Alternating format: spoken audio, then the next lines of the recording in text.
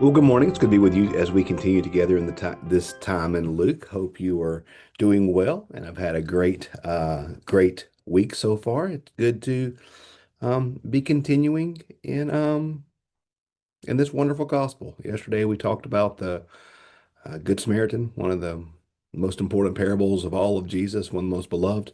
Today we're going to see another story of Jesus' life that is well known and that I have thoughts about.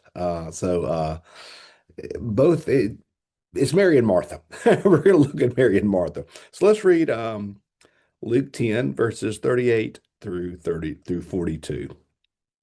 Now, as they went on their way, he entered a certain village where a woman named Martha welcomed him into her home. She had a sister named Mary who sat at the Lord's feet and listened to what he was saying, but Martha was distracted by her many tasks. So she came to him and asked, Lord, do you not care that my sister's left me to do all the work by myself? Tell her that she has to help me. But the Lord answered her, Martha, Martha, you are worried and distracted by many things. There is need of only one thing. Mary has chosen the better part, which will not be taken away from her. So we see the Lord um, talking here about um, what Martha uh, is supposed to do here. And so before we get into what Jesus says, I just want to offer a quick defense of Martha, though, because I'm a fan of Martha. Um, Martha's busy. Martha maybe she more likely than not. And Martha welcomed her into her home. So this is Martha's home. So Martha, in this culture, when you have a guest in your home, it's your responsibility to take care of them, to welcome them, to care for them, to make sure they have hospitality provided. Having somebody come to your home was a lot of work. You didn't just invite them in, sit them on the recliner, give them the remote control, and say, "Hey, watch the ball game. I'll be with you in a minute." No, having someone in your home was a big deal. It was a big honor, and required a fair amount of work. So Martha had a lot to do. She may have been like all of us as I hold up my to-do list here that I have been checking off. In fact, I can go ahead and check off. Let me see here. Where is it? Let me check off rooted because I'm now recording rooted, so I'm going to check that off my to-do list. So Martha had a to-do list probably. She was working on them, and Mary was listening to Jesus. By the way, completely defensible, and we're going to talk about what a good thing it is in just a second. But in Martha's defense, if there's no Martha, nobody's getting lunch. You know, maybe Martha was too focused on her task. And in fact, I would say it's pretty clear in scripture that she was too focused on her task. But if Martha wasn't making lunch, then nobody's eating lunch. So we need Marthas. And particularly those of us who might not be Marthas need to be very attentive to what Marthas are doing and be willing to help out. Maybe the Marthas in our life wouldn't be so stressed if the rest of us picked up a little bit and helped out. So most of our moms are Marthas, aren't they? Most of many of our spouses are Marthas. You know, so my wife is a Martha, but she also has a Mary's heart. So um, it's important. I've learned the importance of helping and working and taking on my fair share as well. The longer we've been married, so I've learned a lot of lessons about about shifting from being a Mary to being a Martha sometimes. So it's good for Mary to help, but it's good for Martha to relax as well. Because Martha gets so focused on the task that she must do that she misses the fact that Jesus is in her midst. And no task that she has to accomplish is as important as it is to be in the presence of Jesus. Missing lunch is a big deal, but missing Jesus is a bigger deal. So, yes, I think Mary should help out Martha some, but I do think it's important for Martha to learn to sit at the feet of Jesus. And if we're going to be honest, Some of us love to sit at the feet of Jesus, sit at the feet of Jesus. You might be such a person. The rest of us, and I would actually include myself in this, especially spiritually. Um, Too much to do to sit at the feet of Jesus. Mhm.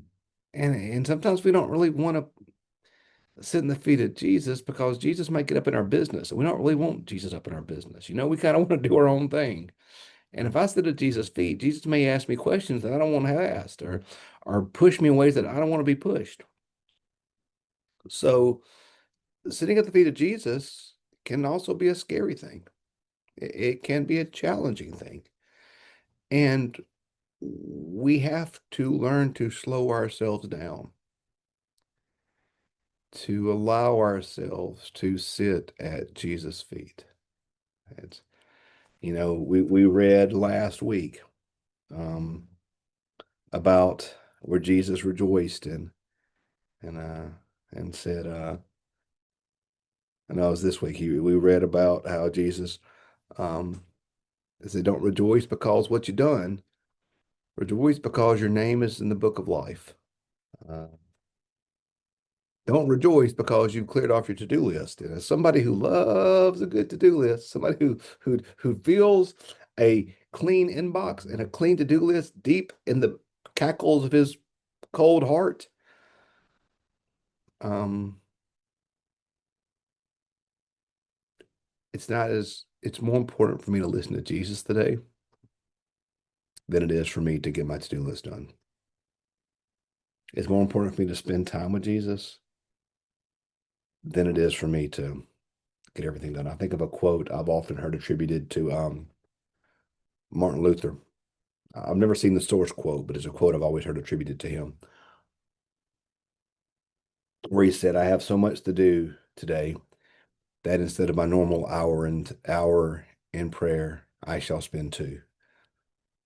And I think that sounds counterintuitive, but as busy as we are, if we neglect the better thing, if we neglect the time that we need to spend with Jesus, if we neglect sitting at the feet of Jesus, doesn't matter how efficient we may feel or how efficient that we may be, um, we haven't really accomplished anything. We haven't really done anything. It is only whenever we learn to slow ourselves down, to take life as it is, to understand that there will always be one more task. I tell preachers, young preachers sometimes when we're doing to-do lists that to do what you can do that day, but understand that tomorrow that to-do list is going to be there just as well. That to-do list is not going away, and you finish today's to-do list, and tomorrow starts right afterwards. So finishing the to-do list is important, but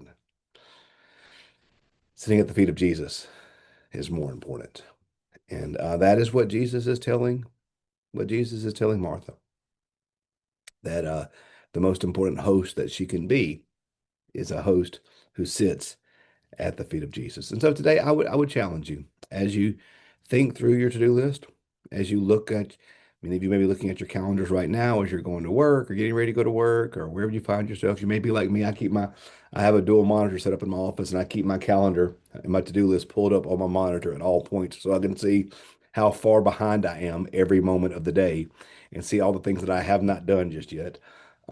So as I look through that, as I think through these things, um, I want to make sure that I'm slowing down and that I'm taking time to meet Jesus every moment of my day. That I'm not so busy on focusing on what is in front of me that I neglect to see the main thing which is in front of me, which is Jesus Christ. So Marys can get up and help their sisters out, but Martha's can slow down. Martha's can slow down and listen and sit at Jesus' feet and learn. So today, no matter where you find yourself, if you're a Mary or a Martha, be thankful for how God made you. Well, if we need them both, we need them both. But let's all of us, no matter where we are in life, make sure that we take time to slow down, sit at the feet of Jesus, and to learn what He has to say to us. So, okay, thanks for being with us today. Tomorrow we'll pick up with the Lord's Prayer, one of the great verses and passages in all the Bible. So thanks for being with us. See you in the morning.